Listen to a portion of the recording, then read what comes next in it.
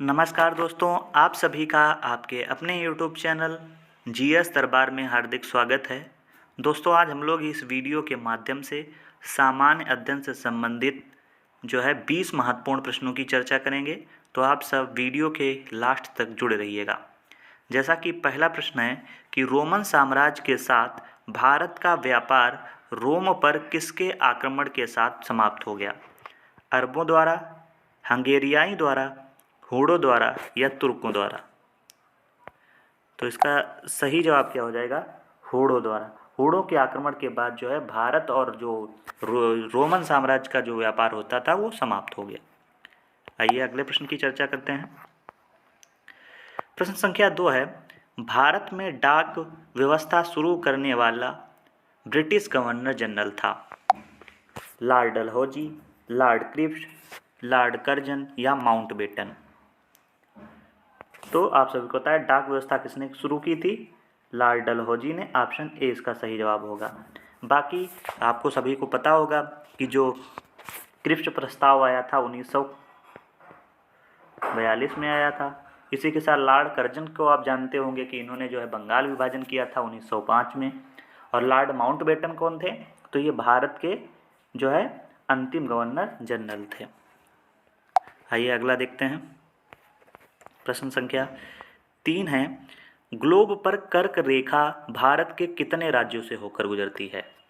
5, 8, 4 या 6? तो कितने राज्यों से गुजरती है? 8 राज्यों से होकर गुजरती है। अच्छा, इनके नाम बताइए। देखो, इस तरीके से अगर हम भारत का मैप बनाएं,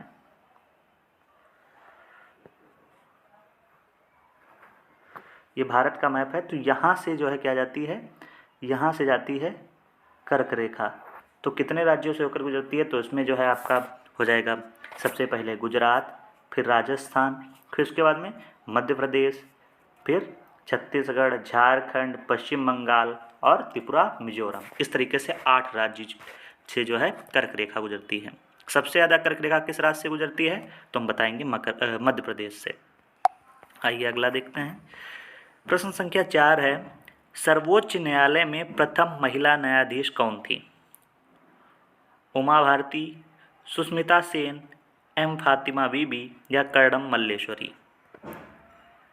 तो इसका सही जवाब क्या हो जाएगा? इसका सही जवाब हो जाएगा एम फातिमा बीबी। और यही अगर पूछ लिया था उच्च न्यायालय में प्रथम महिला न्यायाधीश कौन थी, तो हम लोग उच्च न्यायालय की बात करते तो बताते लीला सेठ। लीला सेठ जो है ये उच्च न्यायालय की प्रथम महिला न्यायाधीश थी। अगला देखते हैं, भारत में सबसे कम जनसंख्या वाला राज्य कौन सा है? बताइए। तो आपके ऑप्शन है चंडीगढ़, मिजोरम, सिक्किम या गोवा। तो सबसे कम जनसंख्या वाला राज्य आपका सिक्किम है। और सबसे अधिक जनसंख्या वाला तो हम क्या बताएंगे? उत्तर प्रदेश को बताएंगे। अगला देख लेते हैं। अगला प्रश्न है, भारत की मुख्य भूमिका दक्षिणी नोक है। अर्थात जो भारत का जो मुख्य तट है, मुख्य बिंदु है दक्षिणी, उसका बिंदु का नाम क्या है? इस तरीके से अगर हम देखें तो यहाँ का बिंदु पूछा गया है। तो इसको चलो हम थोड़ा यहाँ से देख लेते हैं। इसमें देखें, जैसे मान लेते हैं ये भारत का पूर्वी है, ये पश्चिमी है, ये उत्तरी है और ये दक्षिणी है। अगर हम पूर्वी की बात करेंगे तो कलर थोड़ा चेंज कर लेते हैं। पूर्वी की बात करेंगे तो क्या हो जाएगा? की बिधु। दक्षिणी की बात करेंगे तो यहाँ पे पड़ेगा कन्याकुमारी या इसे केप कमोरिन भी बोलते हैं। पश्चिमी की बात करेंगे तो गुहार मोती या गौ मोती भी या गौ माता भी लिखा होता है। और उत्तर में तो आप सभी को पता है इंदिरा काल। उत्तर में इंदिरा काल, दक्षिण में कन्याकुमारी, पश्चिम में गुहार मोती और पूर्व में किबिधु। लेकिन यहाँ पे अगर दिया हो भारत के सबसे दक्षिणतम बिंदु, तो यहाँ पे एक जो है अंडमान निकोबार द्वीप समूह की तरफ पड़ता है इंदिरा पॉइंट। यहाँ पे मैं लिख देता हूँ इंदिरा पॉइंट। ये जो है सबसे दक्षिणतम बिंदु हो जाएगा। लेकिन मुख्य तट का पूछा जाएगा तो हम क्या बताएंगे, कन्याकुमारी, या इसे केप कमोरिन भी बोलते हैं। तो आइए देखते हैं ऑप्शन क्या क्या हैं। तो आपके ऑप्शन में ये देखो दिया है केप कमोरिन, तो इसका मतलब ऑप्शन बी इसका सही जवाब है। और यही अगर मुख्य भूमि ना देकर कह देता भारत की, अगर मुख्य भूमि ना देता भारत का सबसे दक्षिणतम नोक कौन हो जाता, तो हम क्या बताते, इंदिरा पॉइंट बताते। और लेकिन अगर मुख्य भूमि का पूछा गया है तो केप कमोरिन बताएंगे। अगला देख लेते हैं प्रश्न संख्या 7।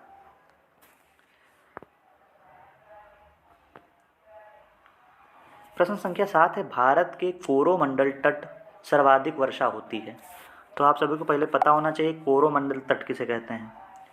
तो अगर हम इस तरीके से ये बनाएं तो ये कहलाता है कोरोमंडल तट, और ये इधर वाला क्षेत्र कहलाता है मालाबार तट।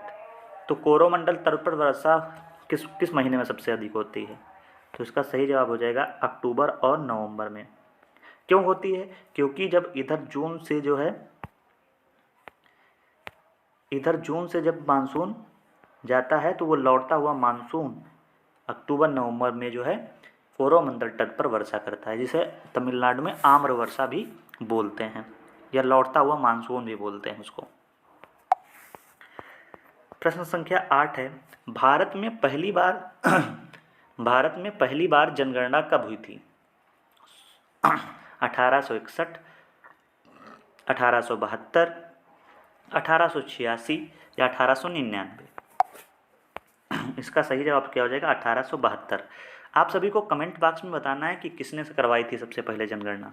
इसके अलावा कभी कभी प्रश्न पूछ देता है भारत में पहली बार नियमित जनगणना कब से शुरू हुई। तो नियमित की अगर बात की जाएगी तो नियमित हम बताएंगे 1881 से, लेकिन पहली जनगणना 1872 में हुई।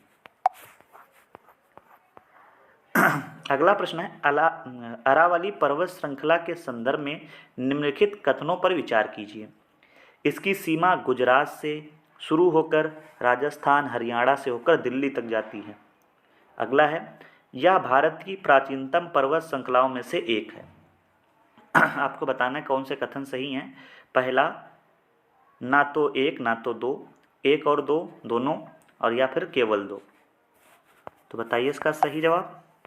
हाँ, इसका सही जवाब हो जाएगा एक और दोनों। ये जो है दोनों कथन जो है आपके सही हैं, पहला भी और दूसरा भी। अच्छा, अरावली पर्वत से अगर और भी प्रश्न पूछे जाते हैं कि बताइए अरावली पर्वत किस प्रकार की पर्वत श्रृंखला है, तो अवशिष्ट है। अवशिष्ट पर्वत श्रृंखला वो कहते हैं जो पहले तो जो है कोई पर्वत रहा होगा जैसे वलित पर्वत या भ्रज पर्वत, लेकिन धीरे धीरे उसका क्षय हो रहा है, इसलिए वो किस में आ जाएगा, अवशिष्ट पर्वत में आ जाएगा। वैसे तो अरावली कभी जो है वलित पर्वत हुआ करता था। अगला देखते हैं, प्रश्न संख्या 10 है, निम्नलिखित में से कौन सा क्षेत्र प्रायः भारतीय खनिज पदार्थों का भंडार गृह कहलाता है? बताइए। आपके ऑप्शन हैं लद्दाख का पठार, छोटा नागपुर पठार, मालवा का पठार या दक्कन का पठार।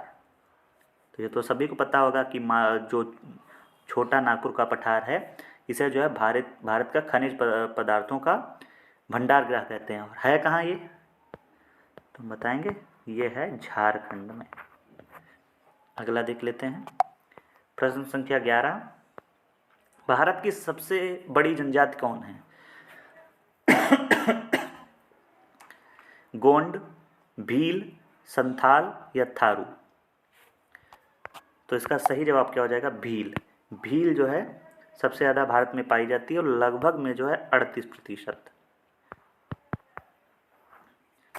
अगला देख लेते हैं, प्रश्न संख्या 11, निम्नलिखित में से कौन संविधान संशोधन अधिनियम के माध्यम से भारतीय संविधान में अनुच्छेद 21A जोड़ा गया?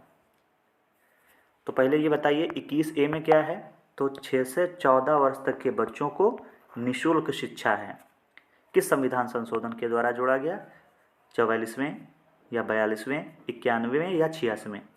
तो उसको सही जवाब क्या हो जाएगा, 86वें।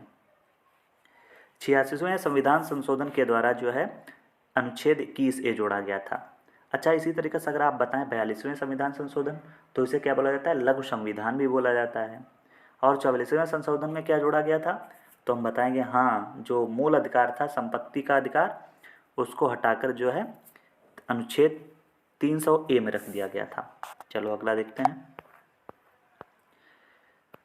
अगला प्रश्न है, वह प्रथम राष्ट्रीय पार्क कौन सा था जिसे भारत में सर्वप्रथम स्थापित किया गया था?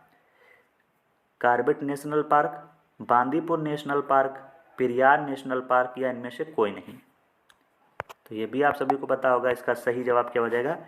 कार्बेट नेशनल पार्क कहाँ है? उत्तराखंड में है। अच्छा, इसका नाम चेंज कर दिया गया था और क्या कर दिया गया? राम गंगा नेशनल पार्क कर दिया गया है। अगला देख लेते हैं। प्रश्न संख्या 14 है, भारत के अक्षांशीय विस्तार में लगभग कितने डिग्री का अंतर है? तो सबसे पहले आपको पता होना चाहिए अक्षांशीय विस्तार कितना है। तो कितना हो जाएगा? 8 डिग्री 4 मिनट से 37 डिग्री 6 मिनट तक। तो लगभग में कितना हो रहा है देखेंगे, 8 डिग्री 4 से 37, लगभग में हम कहेंगे 30 डिग्री का अंतर है। अगला देख लेते हैं। अगला प्रश्न है, भारत के देशांतरी विस्तार में लगभग कितने डिग्री का अंतर है? तो देशांतरी विस्तार कितना है? 68 डिग्री 7 मिनट से 97 डिग्री 7 मिनट तक, 97 डिग्री 25 मिनट तक। तो बताइए, तो लगभग में इसमें भी 30 डिग्री का अंतर आ रहा है। तो हम ये कह सकते हैं अक्षांशीय और देशांतरी विस्तार में लगभग जो है इनके डिग्री का अंतर कितना होगा? 30 डिग्री होगा। अच्छा, ये बताइए भारत की समय मानक रेखा किसे कहते हैं? तो इसका सही जवाब हो जाएगा 82.5 डिग्री पूर्वी देशांतर। ये आपको ऑप्शन में देखना है कि पूर्वी देशांतर दिया है या पश्चिमी देशांतर दिया है। प्रश्न संख्या 16 है, भारतीय रंगमंच में यवनिका पर्दा का प्रारंभ किन्होंने किया या किसने किया? तो यवनिका जो है, जो रंगमंच होते हैं उसमें जो पीछे का पर्दा होता है उसे यवनिका कहते हैं। किन शासकों ने शुरू किया था? तो इसका ऑप्शन है पार्थियनों ने, शकों ने, यूनानियों ने या कुषाणों ने? तो इसका सही जवाब क्या हो जाएगा? बिल्कुल सही, यूनानियों ने जो है यवनिका पर्दा का प्रारंभ किया था। प्रश्न संख्या 17 है, चौसा का युद्ध किसके किसके बीच हुआ? औरंगजेब और शेरशाह, अकबर और शेरशाह, बाबर और शेरशाह या हुमायूं और शेरशाह? तो चौसा का युद्ध हुमायूं और शेरशाह के मध्य में हुआ। अगर वर्ष पूछा जाए 1539 में चौसा का युद्ध हुआ था। प्रश्न संख्या 18, निम्नलिखित में से किस नृत्य को पंडित जवाहरलाल नेहरू ने गरीबों की कथकली कहा था? भारतनाट्यम या ओटामल्लू थुल्लाल या कोलकल्ली या इनमें से कोई नहीं? तो इसका सही जवाब क्या होगा? ये हो सकता है आपके लिए नया प्रश्न हो। तो इसका सही जवाब क्या हो जाएगा? ओटा मथल्लू लाल। अगला देखते हैं प्रश्न संख्या 19, कंबोडिया का अंकोर वाट मंदिर किस हिंदू देवता को समर्पित है? ब्रह्मा, गणेश, शिव या विष्णु? बताइए। बिल्कुल सही, जो कंबोडिया में अंकोर वाट का मंदिर है ये विष्णु भगवान को समर्पित है। आज का अंतिम प्रश्न है कि वेद समाज की स्थापना किसने की? स्वामी दयानंद सरस्वती ने, राजा राम मोहन राय ने, स्वामी विवेकानंद ने या जो है केशव चंद्र सेन ने? तो इसका सही जवाब क्या हो जाएगा? केशव चंद्र सेन ने जो है वेद समाज की स्थापना की है। अच्छा, और भी बताइए, स्वामी विवेकानंद जी ने किसकी स्थापना की है? बताइए। और राजा राम मोहन राय, दयानंद सरस्वती, इन सभी ने जो है किसी न किसी समाज की स्थापना की है। ठीक है, स्वामी दयानंद ने ब्रह्म समाज की स्थापना की। इसके अलावा स्वामी विवेकानंद जी ने किसकी स्थापना की? आप सब कमेंट बॉक्स में बताइए। तो दोस्तों, इस वीडियो में बस इतना ही रखते हैं। आप सभी को ये वीडियो कैसा लगा है कमेंट बॉक्स में ज़रूर बताइए। धन्यवाद।